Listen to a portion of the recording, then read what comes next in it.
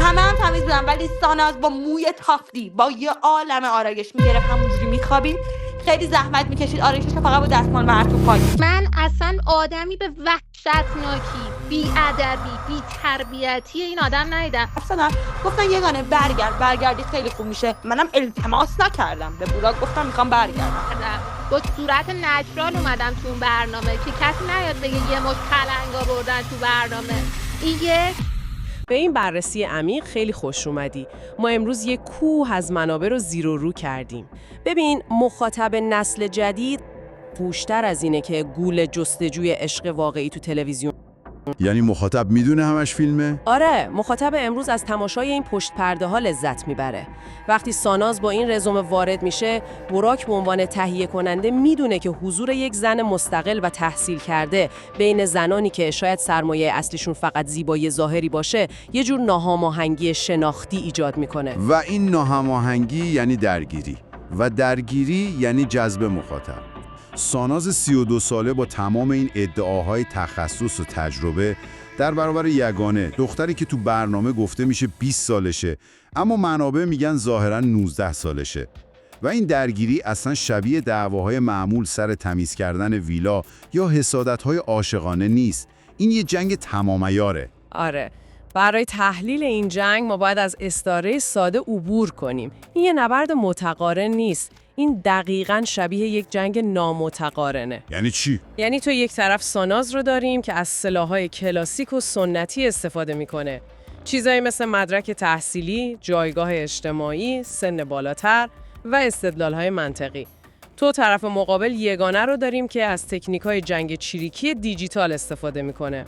مثل برهم زدن تمرکز و بی‌اعتبار کردن مرجعیت؟ دقیقاً. و استفاده از کلمات تحقیرآمیز برای شکستن هیمه‌ی حریف. بذار دقیق‌تر بررسی کنیم که هر کدوم چطور از این سلاح‌ها استفاده. اون برنامه چون چند ماه ازش گذشته بود مووان کرده بودم، سعی کردم احترام بذارم ولی بذارین بی احترامی کنم. بچه‌ها ساناز کثیف‌ترین آدم ویلا بود. جدی اینو دارم بهتون میگم. یعنی روزای اول واقعا به همون سرد بود، اینو راست میگفتن، ولی من اینو همه اطرافیانم که گذشته تو زندگی بودن، از چه بچگیم چه تا الان، اولین نفر میپریدم تو همه هم تمیز بودن. حالا به اولین نفر و آخرین نفر نیستش، اینو کلی دارم میگم، همه هم تمیز بودن ولی ساناز با موی تافتی با یه عالم آرایش میگرفت همونجوری میخوابید. خیلی زحمت میکشید آرایشش فقط با دستمال مرطوب پاک میکرد. کسی بود که من توی مصاحبه گفتم یگانه میخوام بگم گوش کن. رفتیم ببین یکی هی میرفت فهمی دستشویی نمیزد، بعد من هی میگفتم خدای پلش کیه که انقدر پلشه. بابا نه، یعنی من میمیری دو تا اینا رو خواهش میکنم. من رفتم دستشویی دیدم توی سطل توالت آب زرد هست. خب آقا ساناز هم موقع دستشویی اومد بیرون، من پشت سر ساناز رفتم دستشویی. اگه من بچه‌ها وایب سلیطه ها رو بهتون میدم تو کامنت دادم، اشکالی نداره. من حرفی که تو دلم رو میزنم، من همینم که هستم. بچه‌ها ادا هم در نمیارم، فیلمم بازی نمی‌کنم. با اینکه قسم این بود که برم تو برنامه با یکی همینجوری اوکیشم تا آخر بمونم، ولی دیدم نه، من نمیتونم، تو شخصیت من نیستش که ادا در بیارم. شاید هم سنی نبود که بخوام سیاستای اون سنی که اونا دارن داشته باشم. خب انقدر شما آدم حسابین، واقعا چجوری تونستی ول کنی؟ بعدم تو می‌خواستی بری زنه روز از با این استایلت، تو چجوری با این استایلت می‌خواستی بری زنه روز؟ میگی من می‌خواستم برم زنه. درود بر شرافت این خانوم. من اصلا آدمی به وحشتناکی، بی ادبی، بی تربیتی این آدم ندیدم. اولی که به کسی چه ربطی داره من تخصصمو ول کردم یا ول نکردم، به تو چه ربطی داره آخه؟ نیم متری.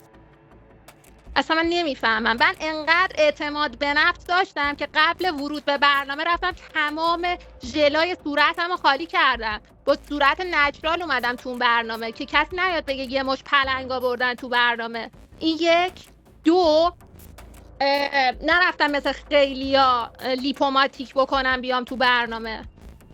خیلی واقعا یعنی انقدر من دوستای جراح دور و برم بود که کامل خودم رو درست کنم بیام اونجا خیلی شیک و مجلسی خودم رو به نمایش بذارم، ولی گفتم بابا اعتماد به نفس دخترای کشور من باید بره بالا. باید ما انقدر نچرال بریم تو برنامه که 4 تا الگو بشیم برای دیگران، نه اینکه بشیم پلاستیکی مثل بقیه. خوب راجبش صحبت کردم، مثلا اشاره مستقیما بهش نکردم، فقط داستان دندون پزشک من گفتم. تو بی خدا بی تو کی هستی که به من میگی احمق؟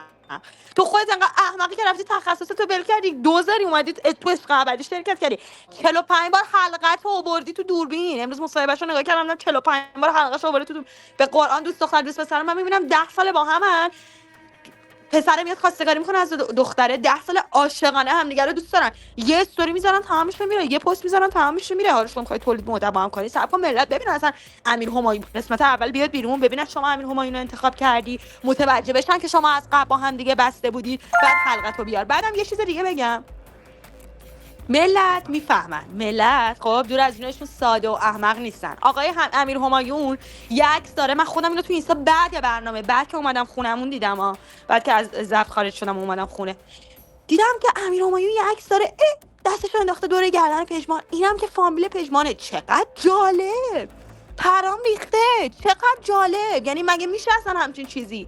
من پژمان رو دیدم تو خیابون باش عکس گرفتم، یه دفعه میرم تو عشق ابدی، فامیل پژمانم تو عشق ابدیه. آخه مگه اصلا همچین چیزی ممکنه؟ یگانه با کلماتی مثل پلشت و آدم پایین به ساناز حمله میکنه. عجب کلماتی. آره، یگانه به شدت شاکیه که ساناز از لحظه ورود فقط یک جمله رو تکرار میکرده و اونم این بوده که من دندان پزشکم. یگانه نه تنها این دستاورد رو نادیده میگیره، بلکه پا رو فراتر میذاره و میگه ساناز مثل پسرخالش یه دکتر قول. یگانه عملاً داره پایه‌های هویت ساناز رو منفجر میکنه. خب اینجا باید بپرسیم چرا یگانه دقیقاً دست میذاره روی مدرک تحصیلی؟ چون تو فرهنگ و زبان نسل جدید یا همون جنزی تو شبکه‌های اجتماعی، اتوریته و مرجعیت سنتی دیگه به صورت پیشفرض قابل احترام نیست. دقیقاً. برای یگانه مدرک ساناز یه ابزار برتریجویی کلاسیک تلقی میشه که باید شکسته بشه تا صدای خودش بتونه تو ویلا شنیده بشه. یگانه میدونه که اگه تو زمین بازی منطق و رزومه با ساناز بجنگه بازنده است. پس بازی رو به زمین تخریب و ایجاد شبهه میکشونه. و واکنش ساناز به این استراتژی چریکی یه حرکت به شدت عجیب و غیر منتظر است. یگانه مدعیه که ساناز برای اثبات خودش بدون اجازه گوشی موبایلش رو وسط ضبط برنامه آورده تا مدرکش رو نشون بده. وسط ضبط؟ این که ممنوعه تو ریالیتی شوها. آره، واسه همین این کار کادر کارگردانی رو به شدت عصبانی کرده. البته ساناز تو مصاحبهش روایت متفاوتی داره و میگه از شخص براک و دستیارش اجازه گرفته تا ثابت کنه از 18 سالگی زحمت کشیده. زن نیازمند تایید نگه. دعوای تلویزیونی استفاده میشه. آره، سانازم که بیکار ننشسته. امروز شاهد این صفحه چند اینچی موبایل من که داره واقعیت آدم‌ها رو بدون هیچ روتوشی نشون میده. واقعا جای تأمل داره. خیلی ممنونم از تو که تا اینجای این کاوش عمیق و پر از تنش همراه ما بودی. امیدوارم همونطور که ما از واکاوی این لایه‌های پنهان شگفت زده شدیم، تو هم به زاویه دید کاملا جدیدی درباره پشت پرده رسانه‌ها رسیده باشی. تا بررسی عمیق بعدی مراقب خودت، مراقب هویتت و البته مراقب مرزهای واقعیت مجازیت باش.